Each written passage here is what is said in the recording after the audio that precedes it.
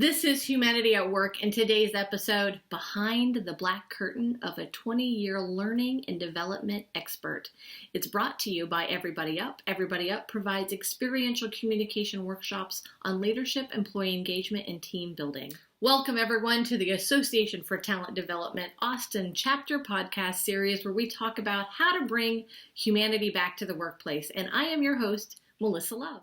My guest today works feverishly to design content to engage employees, enable high performance, and deliver business results. She's passionate about making complex concepts easy to understand, whether it be live, virtual, or in the area of learning.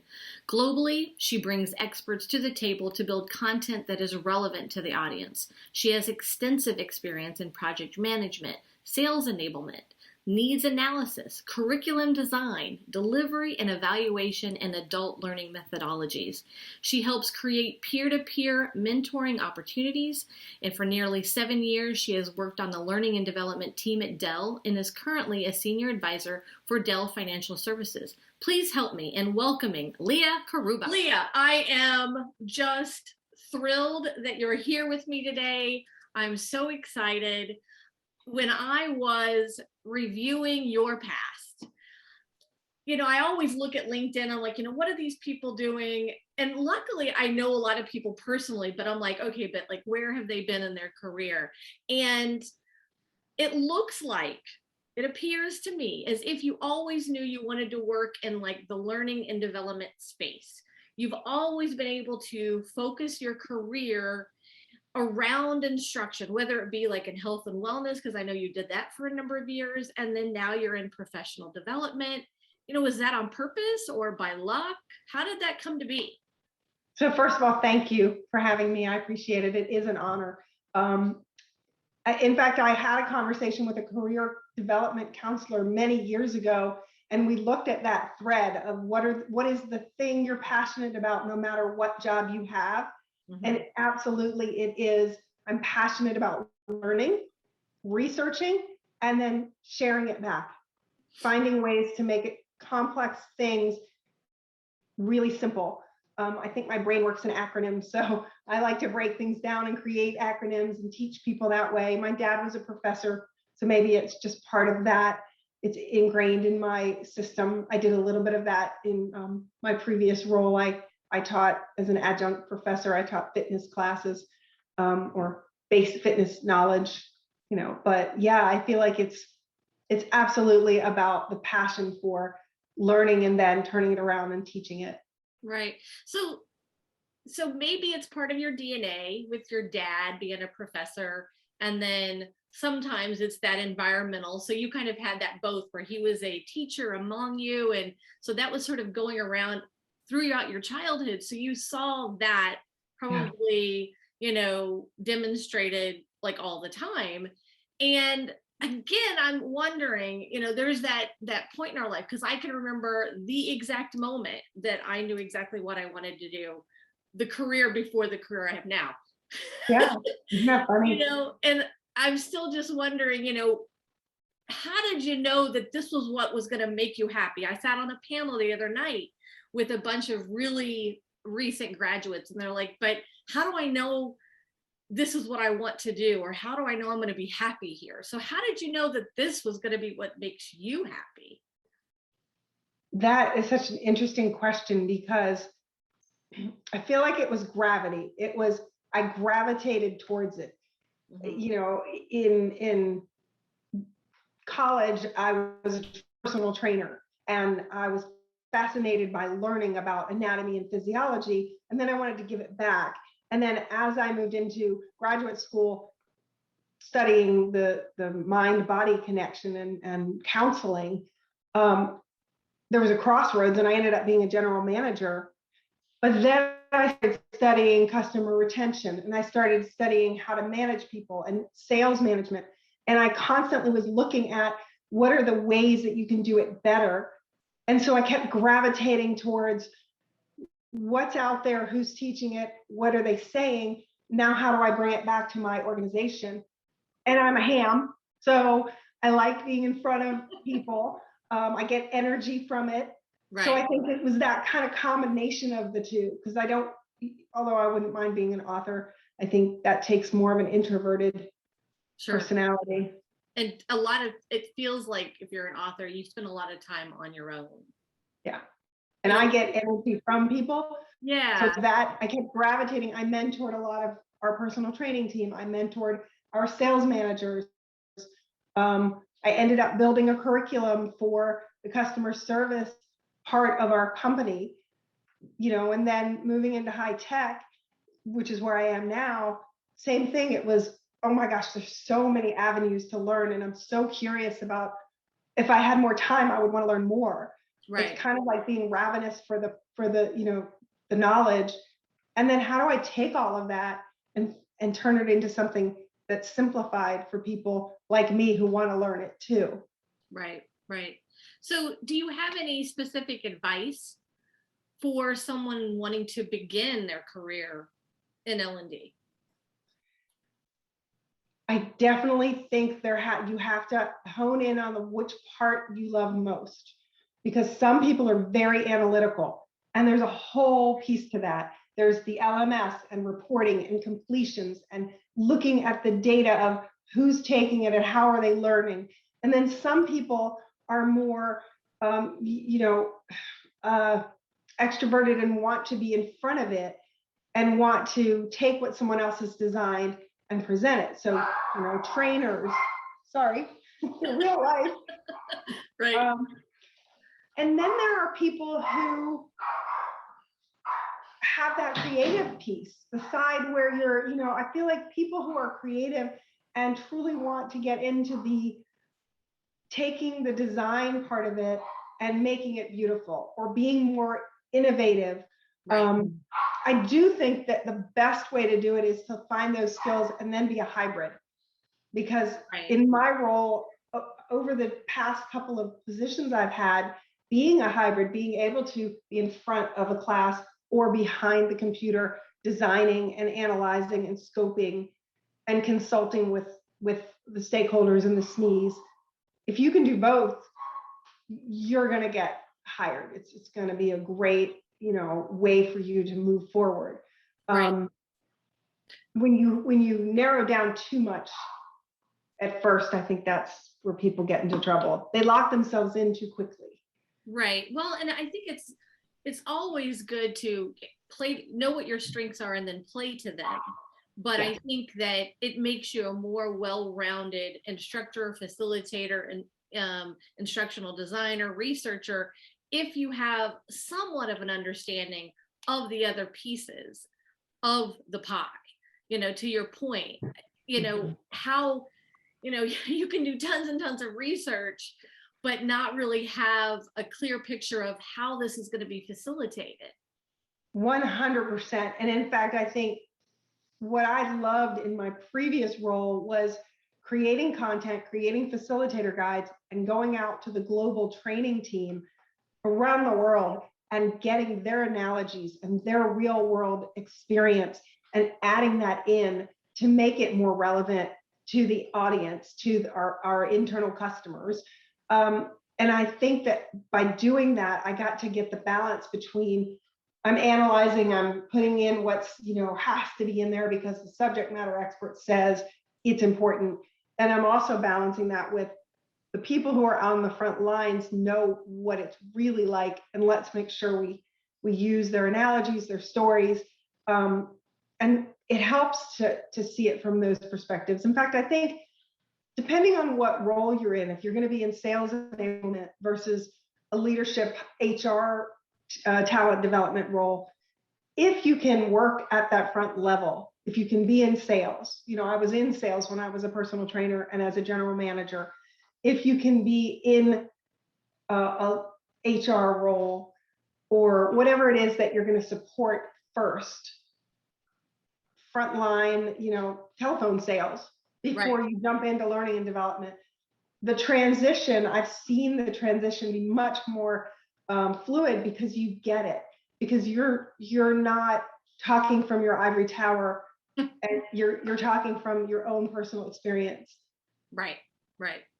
And that makes me think of, even as a facilitator and a curriculum builder, I'm constantly trying to think about what's going to inspire somebody, you know, because if you have a participant, a learner that is inspired by the content, especially from a sales perspective, because that's where you focus your energies now, is sales enablement, and you're teaching a Yeah. lot of sales professionals, how to improve or how to even start off on their sales journey with Dell. Right. You've got to have, and some people, and again, it depends on the personality and what drives them. Is it the numbers that drive them, or is it the emotional thing that drives them? And then you have to think about, okay, now you've got the person delivering it, but then who is the customer they're trying to sell to, and how are they driven? So it's all of those, a mixture of those things, and trying to create some kind of balance. So yes, well, and to your point, that engaging piece, right. Always thinking about your audience and what is it that motivates them, what is it that will actually get them to recognize that what you're trying to do is make them, they're 5%. We talked about this on the ATD Austin Sales Enablement call the other day, the community practice call. We're not trying to fix them. They're not broken. And I think sometimes they feel like we're saying, our learners feel like we're saying, you're dumb. We've got all the information and we're going to give it to you in little baby steps because you're only in kindergarten. The Dell Financial Services sales team is extremely tenured in general. Dell Technologies has a range of tenure. You have people coming from other vendors coming in, or they're coming from completely different places, or they're coming from college. Straight campus, we call it campus to campus for our inside sellers. Any of them want to feel like they're not remediated. We're not teaching them something they don't know. We're trying to get them from 5% to 10% better. And we have enough information and we parse it out in a way. And back to your point about engagement, I'm always trying to think, what is it that would make them actually enjoy this? That they'd walk away and go, wow, that didn't suck, basically. Right. Because I think a lot of people go in, they're just like, oh, another training session. You're like, I have to sit through another training session. I mean, how many times have we heard our colleagues say that over the years, and which you've already touched on where I kind of want to go with this, and that, how is it training people, because you train salespeople, how is it training people that, my perception is that the kind of people that know it all? Only kidding, but really only partly, because I mean, you and I both serve on the ATD, Austin board, and we constantly talk, as you've already alluded to, always being like a lifelong learner. Yeah. However, how can you continue to provide valuable training programs to that really seasoned salesperson? Can you give me for instance, or a specific type of program, or a specific outreach that you've done in the past or even recently, to how you're trying to, peel that onion to provide those really seasoned people value and like new tools or new tips? Yes, tricks? Absolutely. So 2 things come to mind. The first is watching Michael Dell talk to inside sellers in our sales academy. And he said, always be curious. I call it ABC. But when he says that, and he means it because he's curious, that's the philosophy that we all try to ingrain in everyone in our organizations. Always be curious. And it resonates for me because that's how I am. I'm just like, why? And the second piece is that we recently, I have a panel of 8 seasoned, there's half of them are seasoned sellers, and the other half are part of our Apex custom team. So they're a team of, subject matter experts. And we're doing this Ask the Experts panel. where sellers can bring a live opportunity and talk about it. Sellers can come and say, I'm having an issue with this, and I want to raise my hand and say, what are you going to do to fix it? So part of it is this, give and take with the team saying, we're open, we're transparent, we want to hear from our sales teams. And part of it is my role of hosting the call and opening it up. And what I'm finding is that people are enjoying the fact that it's not, a 20-minute course where they finish the course and they take a quiz, which is important. There are topics where that is relevant, an overview of a product or how to position it. But there's also the opportunity for the give and take of having, and I do think that the pandemic has given us that ability on a global scale. We have people calling in from all over the world, except the time when I screwed up and clicked the wrong button on Zoom and locked off half the world. That was bad. That was oh no! That was like, talk about sweat. But in general, I didn't know that one button could do that. One button, yeah. There's a button on webinars that says allow you, and you cannot change it once you're in the Zoom call. Oh, You lock them out. That's it. But the point is that we are able on a global scale to bring people together to ask the experts, and the panel is happy with it. There's some pre-work that I have to do with some of the team to make sure we're prepared and that we've got the agenda set and that we know who's going to present first. It's a lot of fun. So I love that because, we always, maybe from your perspective, working with Dell, a global brand that, maybe you did touch those people that were in these different parts of the world from time to time. But I think you're right with COVID. It really has said, we are one world and we're all in this together, pandemic or otherwise. And now with video calls, it's just like picking up the phone anymore, texting, and the walls are like down, I feel. The walls that we like kind of imagined before. And I think that people overall, and I think that your story alludes to this, that people are so much more approachable now and willing to help, I think. And I think that's a good thing for planet Earth and human, all mankind for that matter, not just Dell, but all of us.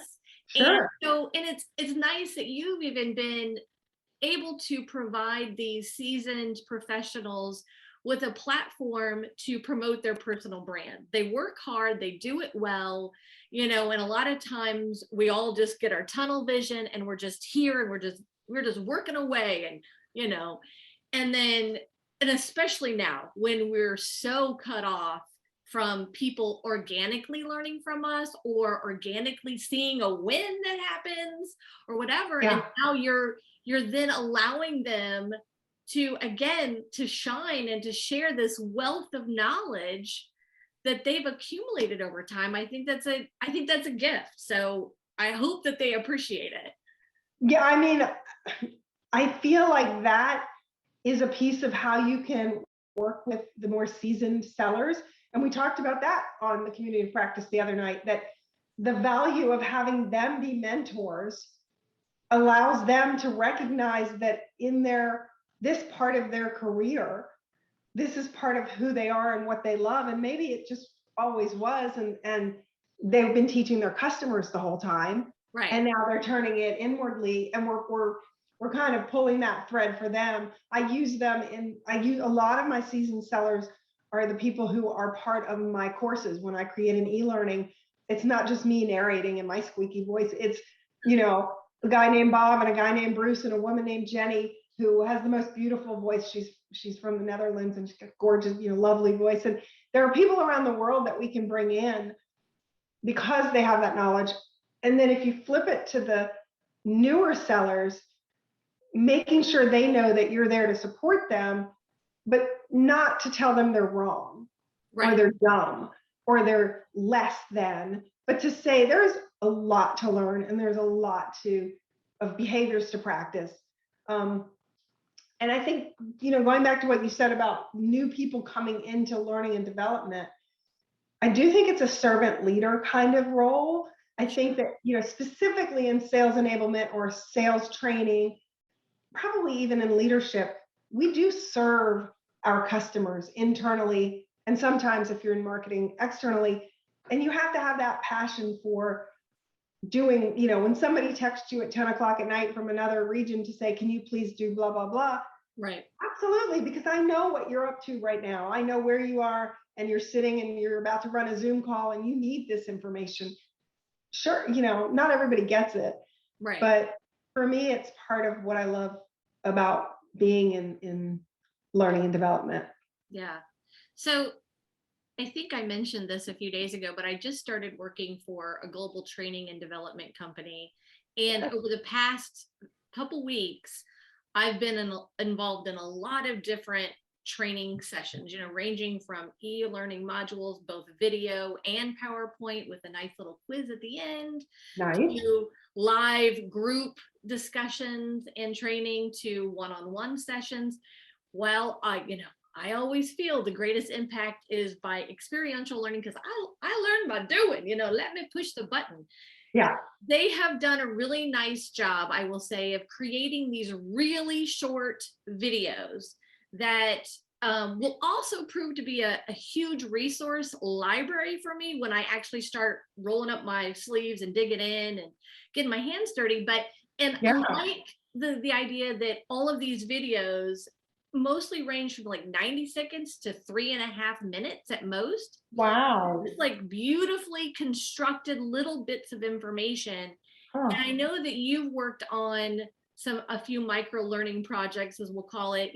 Why do you think that's better than, like how we grew up in grade school and high school, where they just threw an hour of information at us or more? In college, it was 3 hours, I think that there's a value in the deep learning that somebody has to do on their own. Right. But when you're first learning something, and we call it drinking from the fire hose, but that like whoosh of information at you, those micro learnings, those skill pills are just enough. And then if you give people a space between what they've learned and coming back and talking about it, and kind of that flipped classroom approach, it allows for the retention of the information.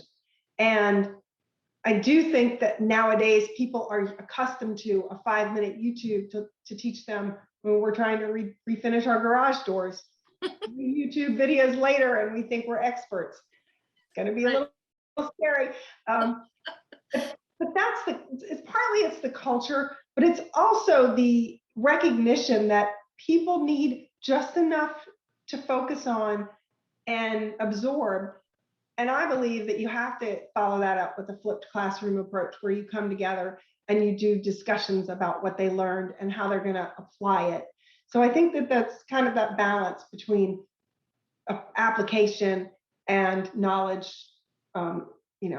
getting the knowledge. Right. And I think you're right on the money as far as, I watched this little video, and instead of me starting to think about how this would apply or what I just learned, it's already stopping and allow me that quiet time to say, what was that about? Yeah. Did I understand that fully? Did I have that note down correctly? Instead of me having to try to pause it and then go back and, now I'm having to listen to this again. It's just it's like they're pausing it beautifully for me. It's just, they've done a really good job of it. Fantastic. And I also think that when you're building longer courses, you have to think about that in terms of how are you chunking up the information, and what do your chapters look like? Is it just enough information?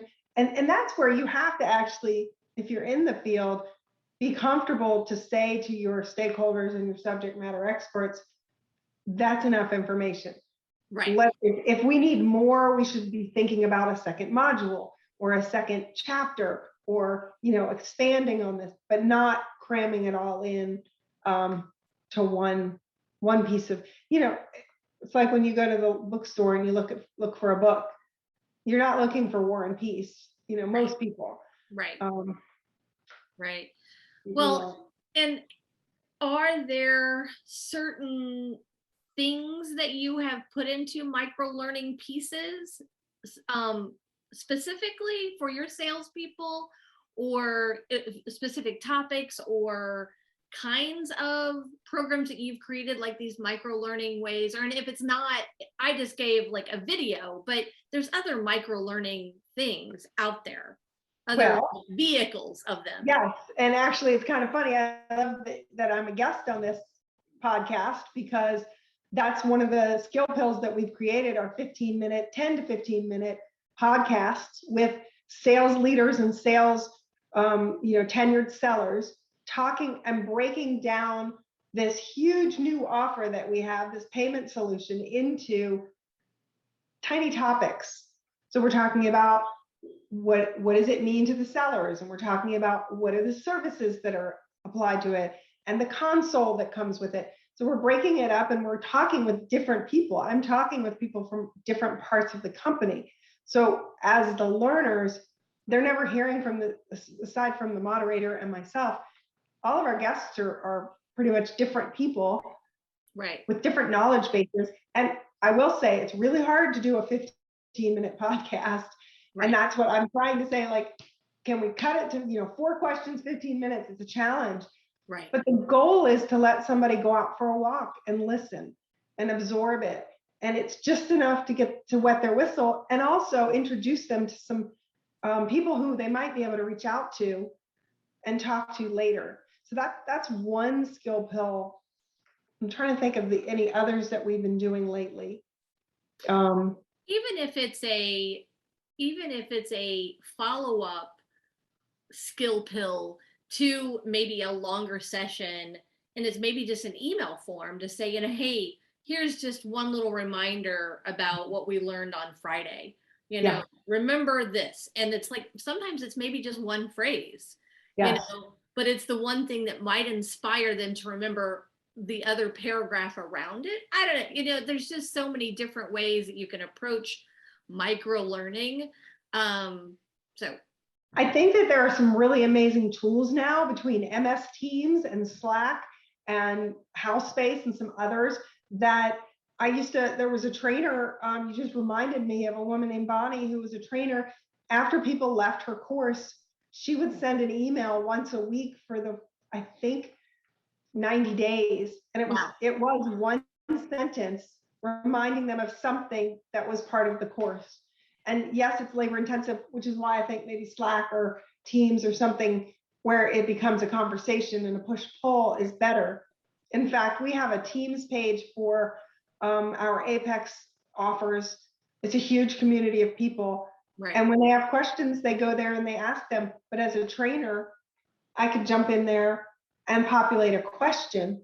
Have you thought about XYZ? Or who knows about, Right. So I think that there's that just in time piece and that organic push pull that has to happen.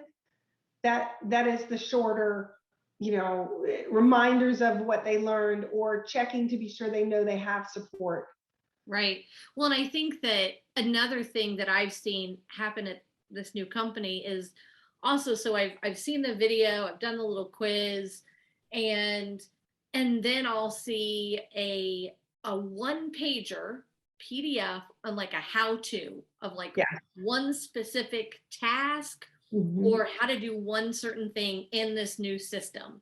And for some people that, some people are audio learners and some people are visual learners.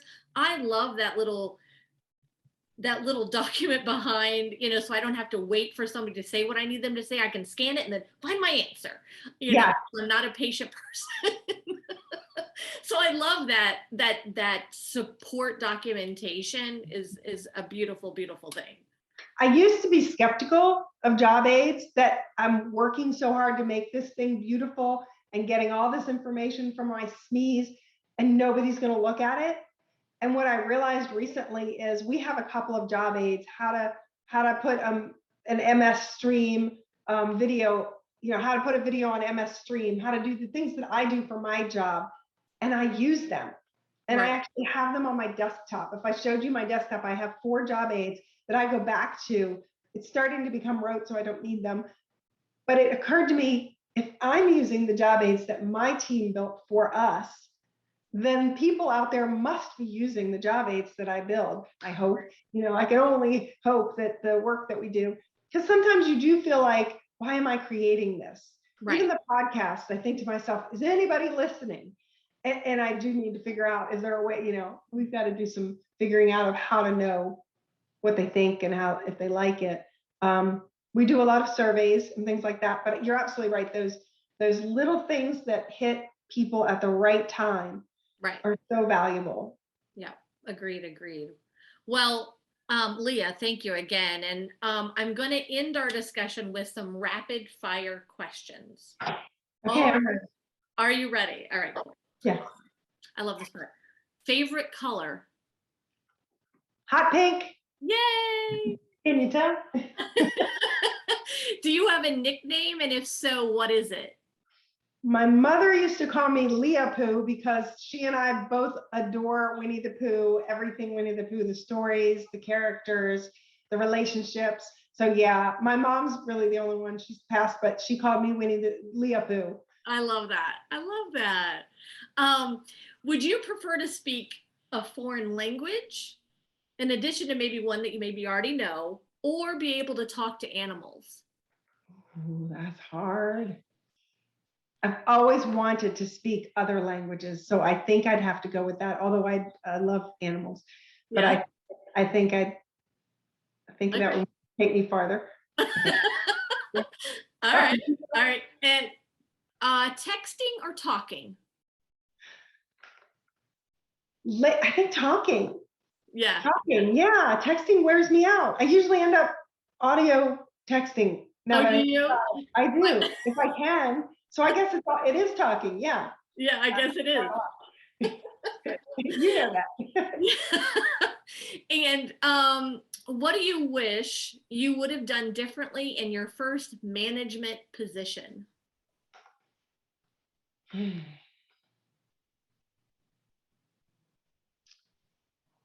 Taking more time to listen and understand where each of my people, I have 7 department heads, where they were in their careers and their lives, and done more to help them. I love that. And if money and time were no object, what would you advise leaders to do to ensure that everyone felt a real sense of humanity in the workplace?